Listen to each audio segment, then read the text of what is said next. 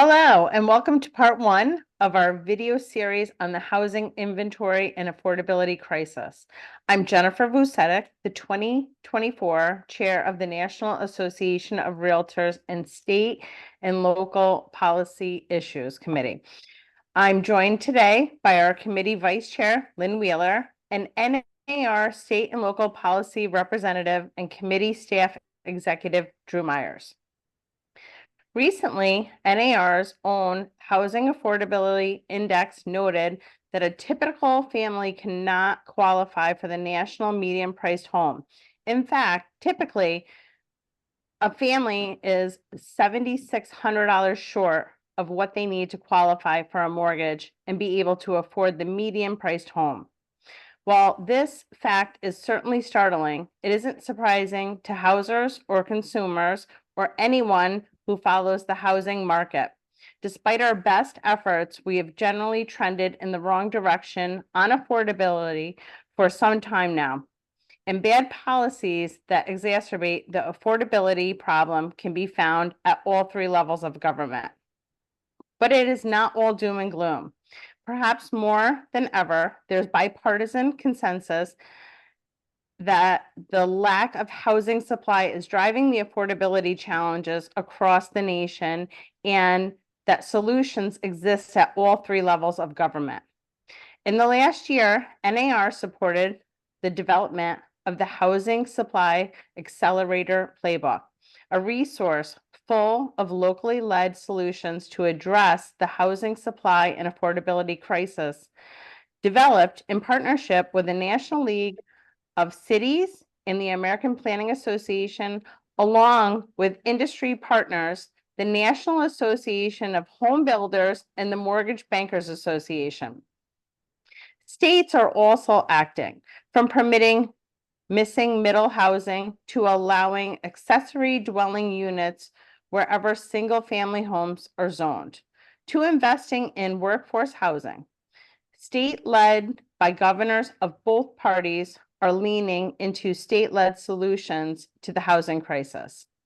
And on the federal level, Congress is considering NAR-supported legislation like Yes in My Backyard or YIMBY Act, More Homes on the Market Act, Neighborhood Homes Investment Act, and Revitalization Downtowns and Main Streets Act, all of which help address the housing supply crisis in various ways.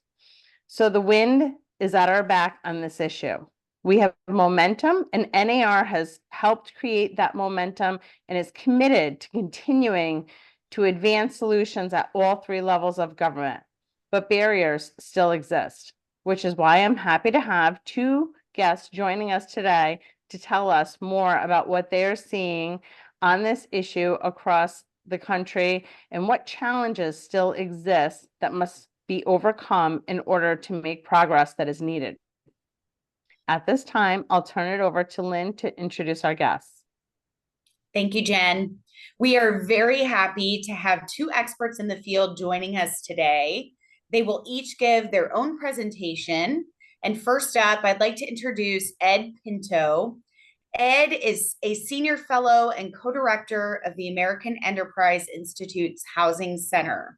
He's a former executive vice president and chief credit officer for Fannie Mae and a veteran of the housing policy arena.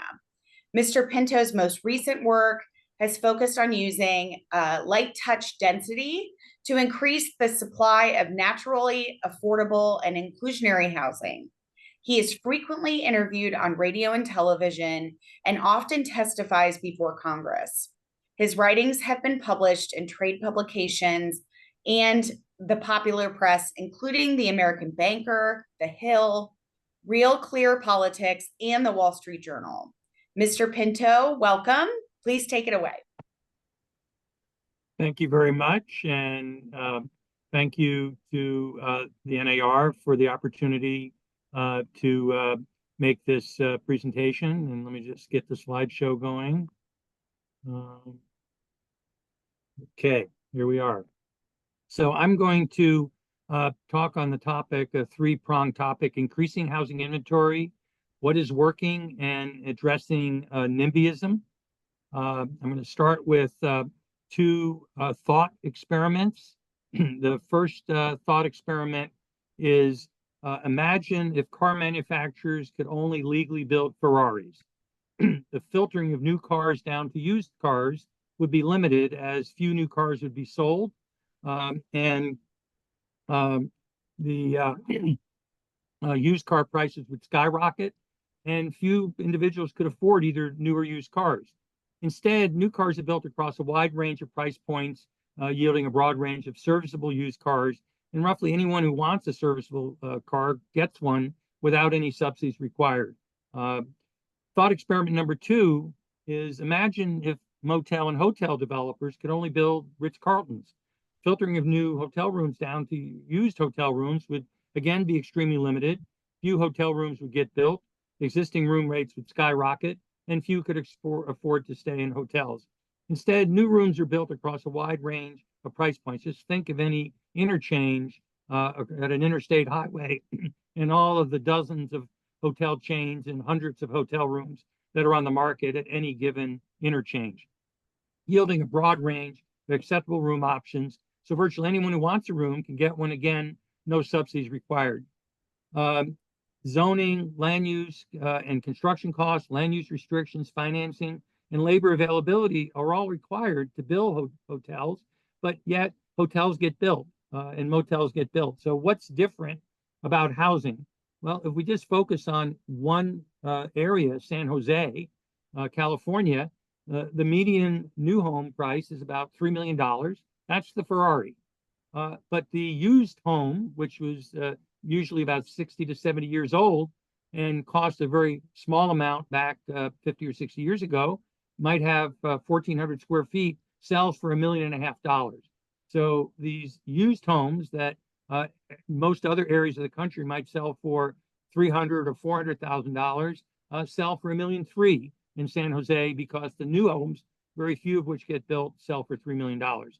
So adding supply at the high end yields few new homes and little move up from less expensive housing, which again is what happens in California and other very expensive places. And that's shown with the schematic here. With only the high end houses get built, you get a little bit of movement from the lower price ranges up to the higher price range, because there's so little new constructions going on.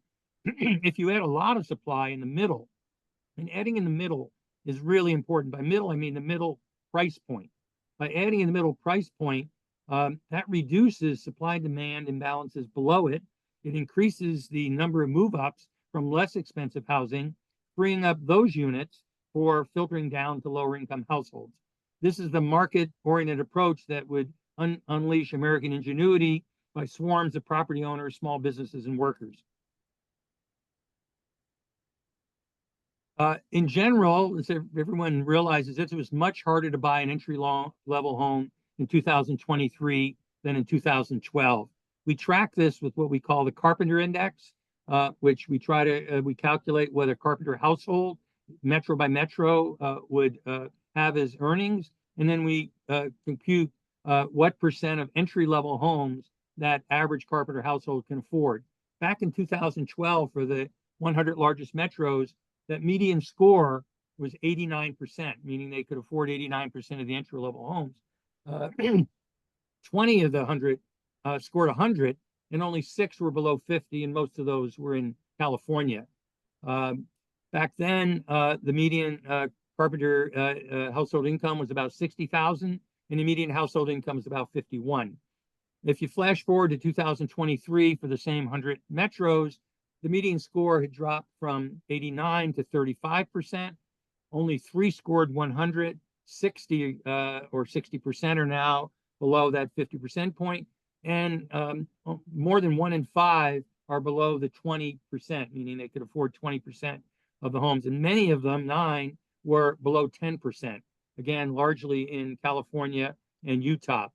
The median household Carpenter income had gone up a fair amount, from 60,000 to 85,000, while the median household income went from 51 to about 75. But of course, house prices went up much faster.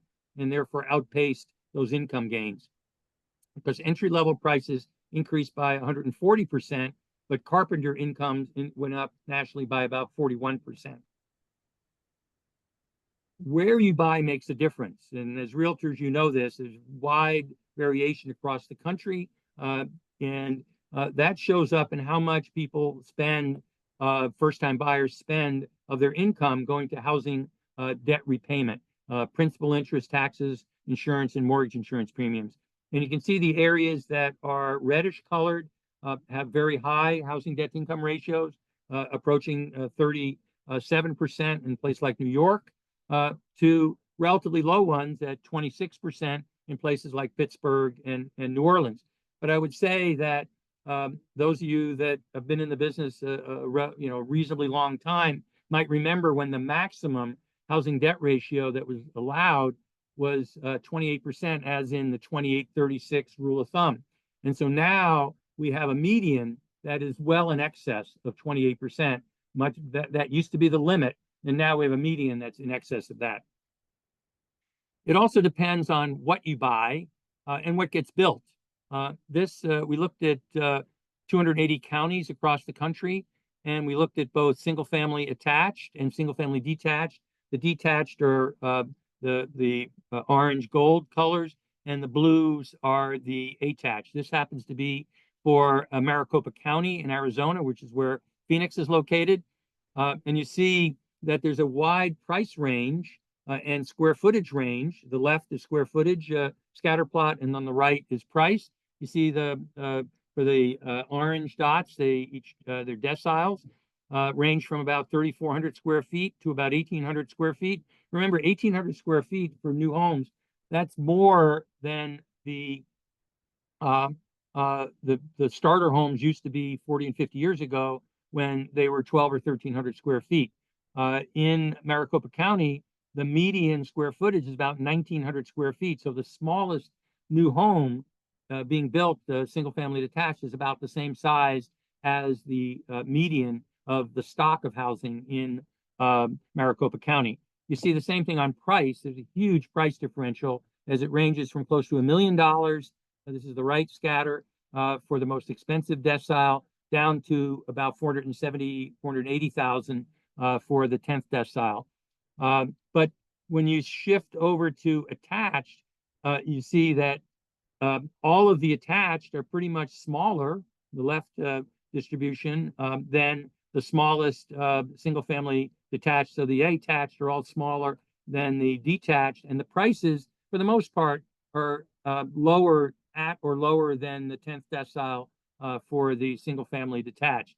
So this tells us that while about 10% in Maricopa of the single family detached homes are priced around the median of all single family stock, 80% of single family homes are priced below the median, but only 4% of the Maricopa single family homes built since 2000 have been single family attached, therefore, which only require about a third of the land.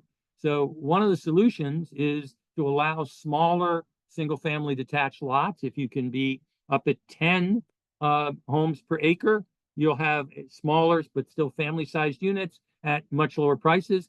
But if you can build single family attached, you'll have even still family sized units, 1,500 square feet, but they'll almost all be priced below the median of the stock. So that gives you a view of what's been the problem in the past and what sort of the solution. You need to allow more types of housing on smaller lots, more variety of housing like townhomes, like duplexes, things like that. So we've looked at expanded supply. We call it Say Yes to Expanded Supply, or Say Yes. We've looked at many case studies on zoning and land use reform. We've got 22 case studies listed here. They're all on our website, which is on the cover page of this deck, which I assume will be distributed. We'll send it around. And what we found is that if you enable by right zoning, meaning you take away the discretion to say no, you legalize things like townhomes or smaller lots or duplexes or ADUs by right, then you follow that with keep it short and simple land use requirements rather than micromanaging the process. In each case that we studied, you will unleash a swarm of housing and ingenuity by a host of developers, builders, contractors, owners, and suppliers. If economic conditions allow, this will develop in a year or so, not years, and will continue for decades. The conversion, for example, from existing homes, single family detached that might be 50, 60, 70, 80 years old, to a higher and better use of, say, a townhouse, 3 townhouses on a lot, that happens at around 2% a year. And therefore, it takes about 50 years for a neighborhood to convert from one use to another. And that's a slow but inexorable process as long as the economics work. We've come up with this housing abundance success sequence, as I mentioned. This is a list of do's and don'ts. Implement by right light touch density for infill, have things like pre-approved plans, have by right light touch density and tax abatement for derelict vacant lot infill, plentiful zone land at lower cost per home, by right accessory dwelling units, small lot single family detached and attached on greenfield, et cetera, et cetera. There's a long list here. Avoid things like exclusionary single family zoning, which really was designed and promoted by the federal government in 1922. Avoid making McMansions the de facto zoning as the highest and best legal use, which is the case in many areas of the country. Avoid making land scarce and expensive. You have to deal with maximum floor area ratios and things like that. Also avoid inclusionary zoning, which our research shows may increase some amount of affordable, dedicated affordable housing, but at the same time, it eliminates most of the housing that would otherwise get built. Our research shows that it eliminates about 75% of the housing that would otherwise get built once you put inclusionary zoning in place. Lastly, you can boost new construction across the country. We've looked at where it's economically viable to do this. So where lot by lot it's economically viable, we find that you could build, if you had these policies in place across the country.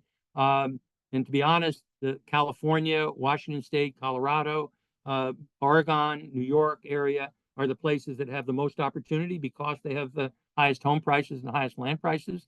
If you were to do this, you could build 1.2 million new homes per year of these types that are shown in the pie chart. In addition, we have something called livable urban villages that could add an additional 1 to 2 million homes in core urban areas that are currently zoned commercial, industrial, or non-residential mixed use. This is just one example of something simple, twin homes near Fargo, North Dakota. The single family detached are at the upper part of the image and twin homes are at the lower part. You can see the price differential. It's about a 30% price differential, and you get twice as many homes on basically the same lot. If you're interested in home ownership, there's only 2 ways to get home ownership. You either build single family detached or you build single family attached, or things like twin homes, which are a variant of single family attached. All the other options have very low home ownership rates, and therefore, if you're interested in home ownership, you have to build the topologies that it works at. To close, light touch density provides gradual change without the federal government's heavy hand. Back to you.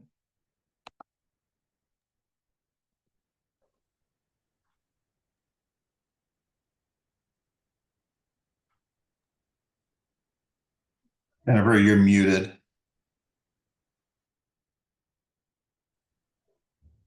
Thank you, Ed. That was very informative. And at this time, we're going to prepare for our next speaker, and I'll turn it over to Lynn. Awesome. Thanks, Jen. So next we'll be hearing from Rick Kahlenberg. Rick is an education and housing policy researcher, writer, consultant, and speaker. He's director of housing policy and director of the American Identity Project at the Progressive Policy Institute. He serves as a professional lecturer at George Washington University, where he was also a visiting associate professor of constitutional law. He is the author of 18 books. Mr. Kahlenberg has been recognized for his expertise in zoning barriers to housing opportunities. He has been published in the New York Times, the Washington Post, the Wall Street Journal, just to name a few. and he's appeared on ABC, CBS, CNN, Fox, and others. His most recent book, Excluded: How Snob Zoning, NIMBYism, and Class Bias Build the Walls We Don't See, won the Goddard Riverside Book Prize for Social Justice. Mr. Kahlenberg, thank you so much for being here with us today. Great. Thank you so much, Lynn. Like Ed, I've got some slides, so I'm going to go ahead and share my screen here.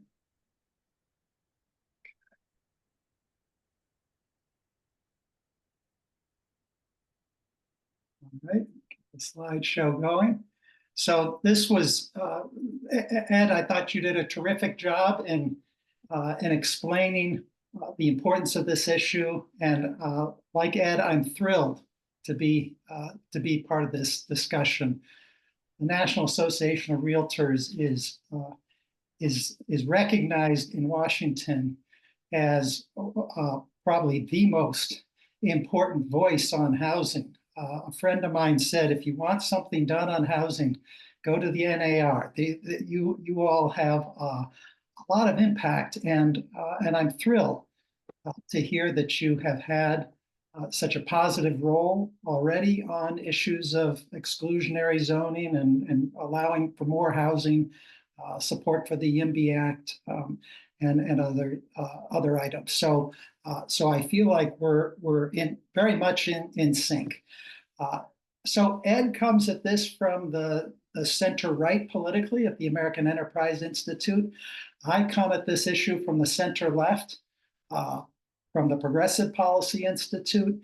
And yet, even though we come from different perspectives, we arrive at, I think, essentially the very same conclusion, that the problem of affordability is one of supply, and that NIMBYism, combating NIMBYism and allowing for more, for builders to erect housing where people want it is central.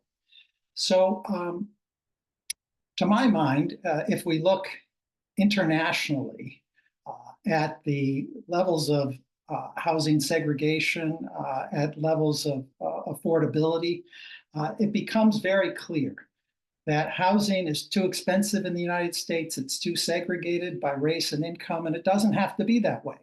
There are other countries, Japan, Germany, and France, for example, where housing is far less segregated and more affordable than in the United States. And one of the key issues is the level of exclusionary zoning and the land use policies that are employed in the United States. So as many of you know, the history of exclusionary zoning is a troubling one.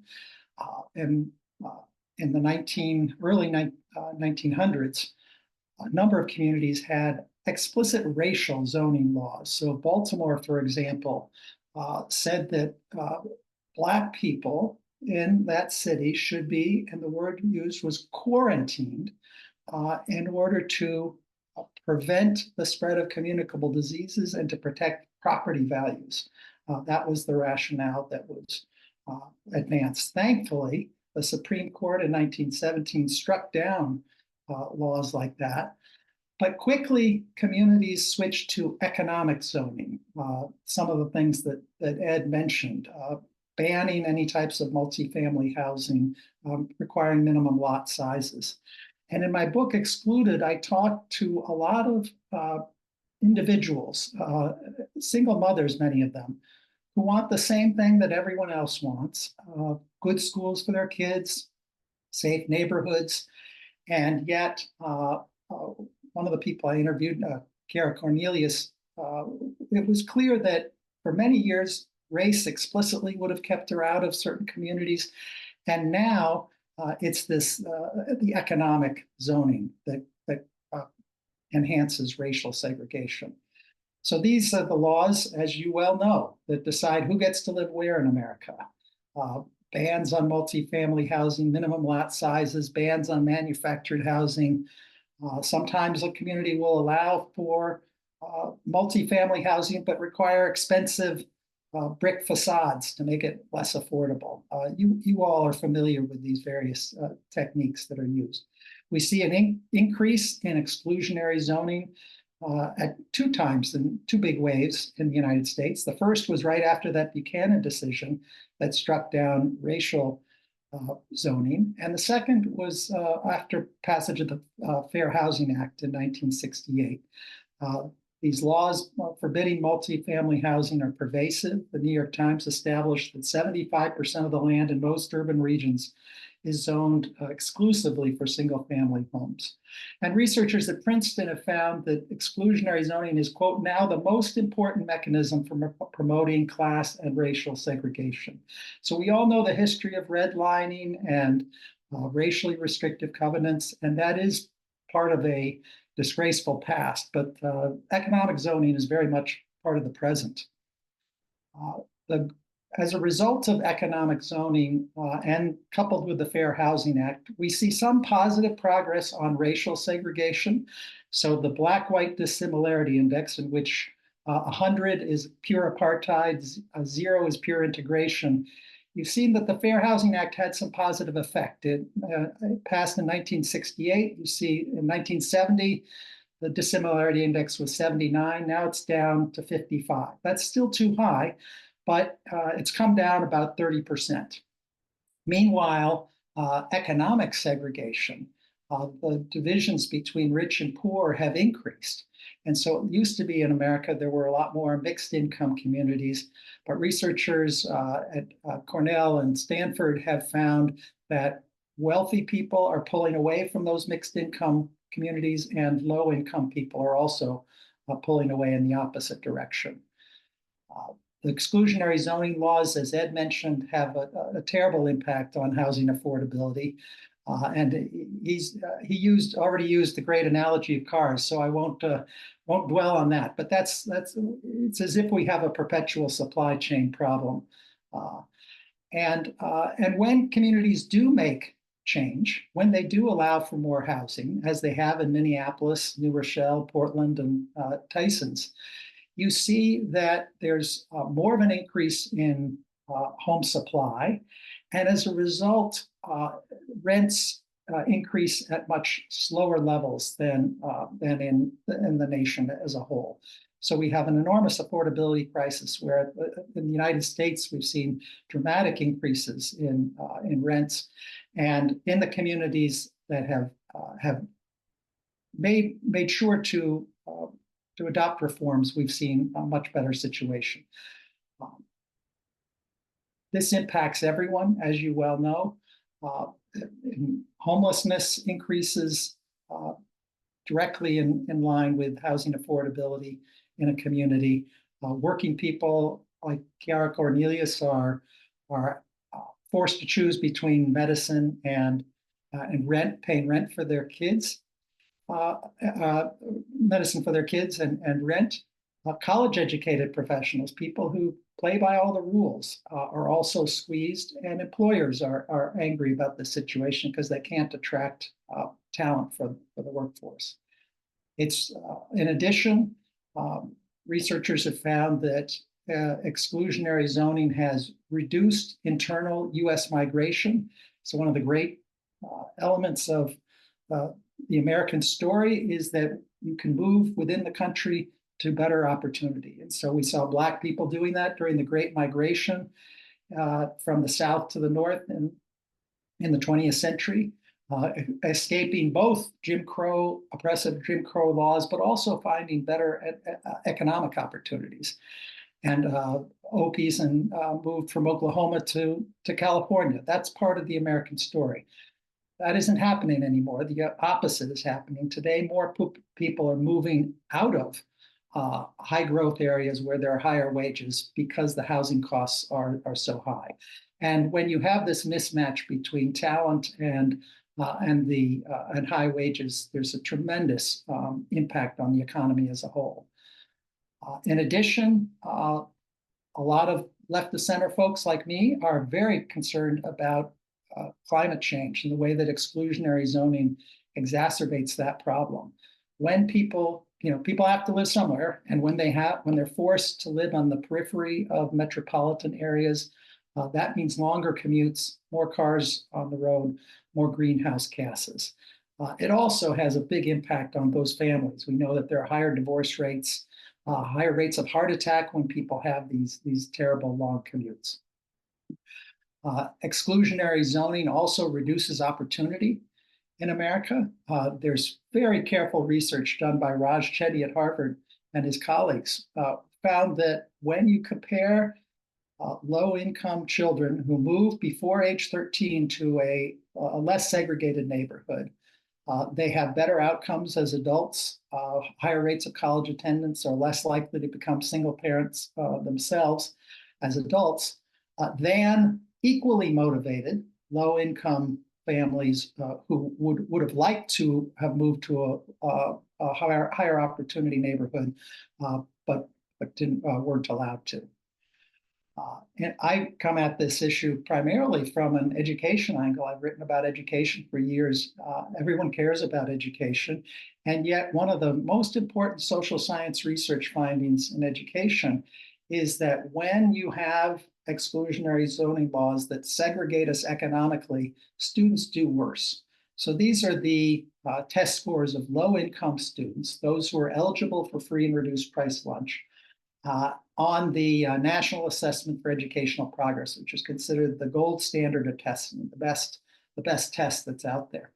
And these are the test scores of fourth grade math, and you can see that these are all low-income students, but low-income students given the chance to go to schools that have lower poverty levels, that is fewer classmates who are poor, perform quite a bit better. So every 10 points on the National Assessment for Educational Progress is about a grade's worth of achievement. And so low-income students in economically mixed schools are about a year ahead of low-income students in high poverty schools. And those who are in more affluent schools are 2 years ahead. Now, for decades, NIMBYs almost always won. And we know that throughout the decades, that when George Romney in the 1960s tried to, under Richard Nixon, to make reforms around zoning, he was stymied. Even some liberal senators like Barbara Mikulski of Maryland killed the project known as Moving to Opportunity, the one that I referenced that Raj Chetty studied, that allowed low-income families to move to middle-class areas. In New York State recently, Governor Hochul's effort to reform zoning was killed.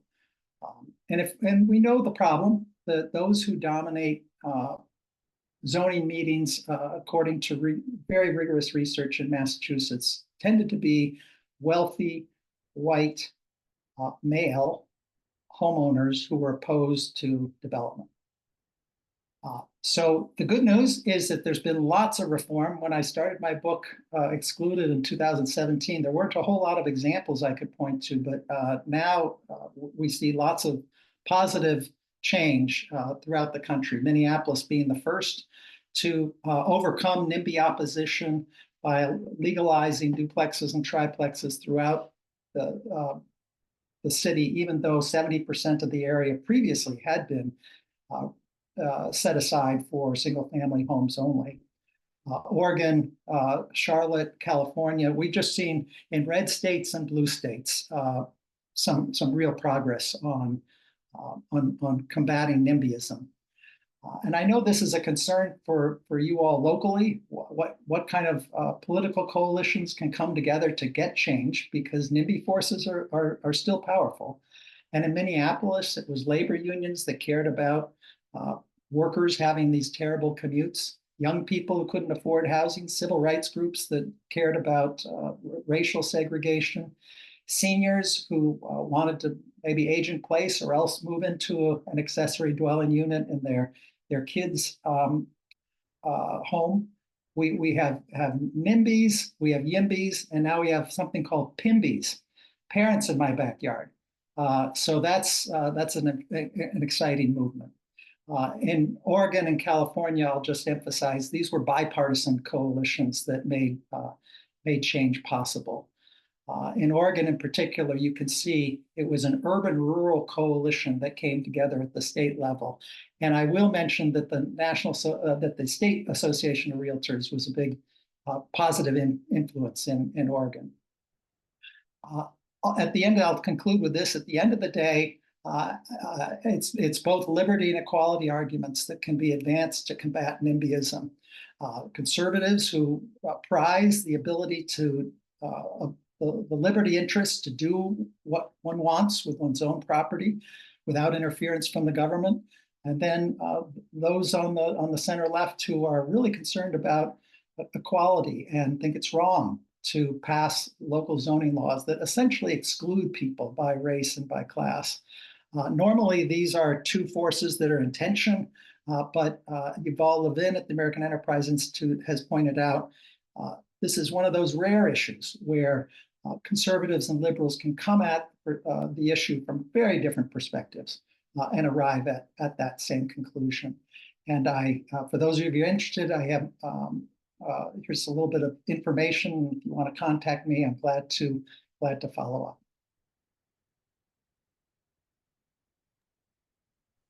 Well, that was great insight, Rick. Thank you for joining us today. Well, that wraps it up for us today. A final thank you to our guests, Ed Pinto and Rick Collenberg. If you'd like to learn more about NAR state and local policy, please visit nar.realtor and select state and local advocacy, or visit realtorparty.realtor.